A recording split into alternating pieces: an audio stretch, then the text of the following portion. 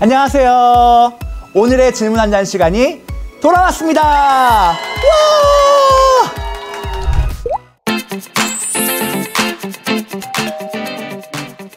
신앙생활하면서 주변에 다양한 교단이 있다는 것을 알게 되었습니다. 혹시 교단들의 특징들을 간략하게 알려주실 수 있으신가요? 자, 질문이 들어왔네요. 먼저 장로교입니다. 장로교의 신학은 개혁주의입니다. 개혁주의는 하나님의 주권을 강조하는 신학입니다. 그래서 장로교는 예정론을 받아들입니다. 하나님의 주권을 강조하기 때문입니다. 장로교의 교회 정치는 대의민주주의 체제입니다. 우리나라도 국민들이 투표를 통해서 대통령과 국회의원에게 정치를 할 수 있도록 권한을 맡겨줍니다.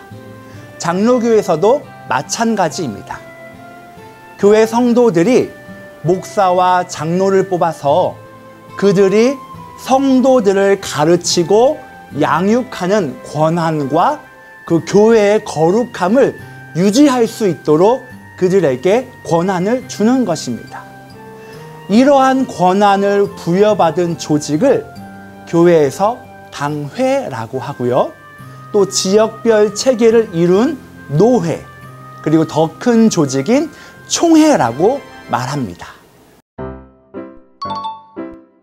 다음은 감리교입니다.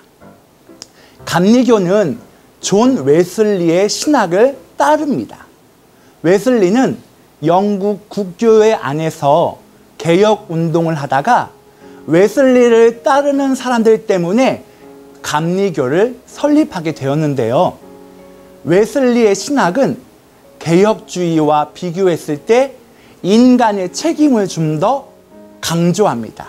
그래서 경건한 생활과 또 온전한 성화를 이루기 위한 인간의 책임을 강조하는 것이 감리교입니다. 감리교의 정치 체제는 감독제라고 합니다.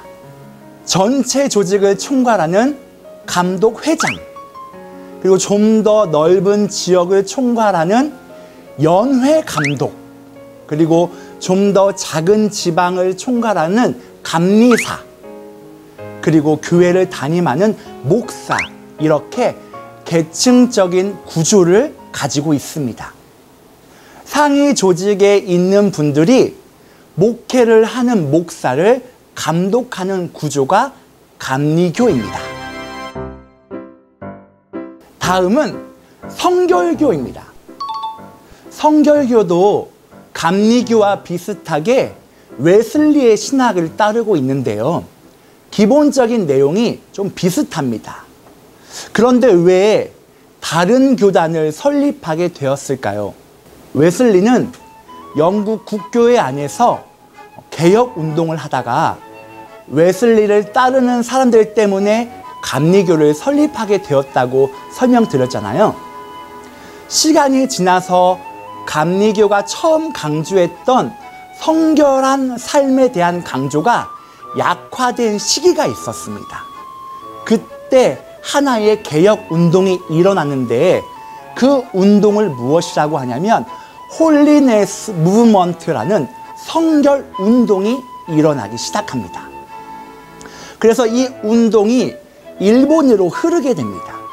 그때 일본에서 공부했던 우리나라 선배들이 이 흐름을 배우고 한국에 돌아와서 선교 단체를 설립했는데 그 선교 단체가 발전한 것이 성결교라고 이야기합니다.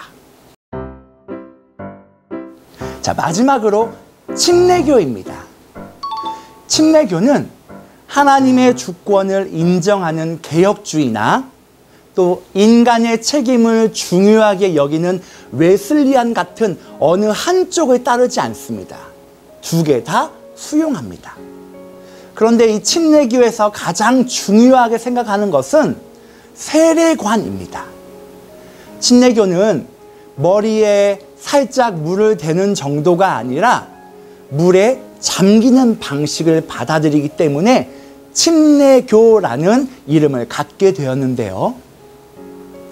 사실 더 중요한 것은 이 침례교는 유아 세례를 받아들이지 않는다는 것입니다. 본인이 본인의 믿음을 고백하는 사람들에게만 세례를 베풀어야 한다고 믿고 있었기 때문에 그렇습니다. 침례교의 정치는 회중 정치입니다. 회중. 그러니까 교회 성도들이 주인이라는 말입니다. 그래서 각 교회의 독립성을 강조하는 것이 바로 침례교입니다. 직분이 있어도 특별한 권한으로 여겨지지 않는 것, 그게 바로 침례교입니다. 다시 말씀드리면 교회의 독립성을 강조하는 것이 침례교라고 할 수 있습니다.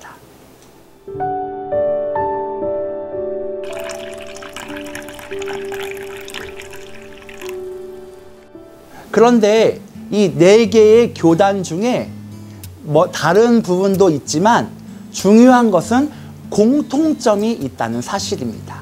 그것은 모두 복음을 믿는다는 것입니다. 우리의 죄를 해결하기 위해서 예수 그리스도께서 이 땅에 오셨고 십자가에 죽으시고 부활하셔서 우리에게 영생을 선물로 주셨다는 것을 믿는 것이 바로 공통점입니다. 자, 여러분 다 이해하셨나요? 영상을 계속해서 보면서 저도 보시고 내용도 다시 한번 공부하시길 바랍니다. 다음에 오늘의 질문 남잔 사탕은 바로 정서영 목사님이 해주십니다. 여러분 다음에 만나요. 와. 다시 할게요. 그래서 다시 할게요. 잠깐만 말이 이상해가지고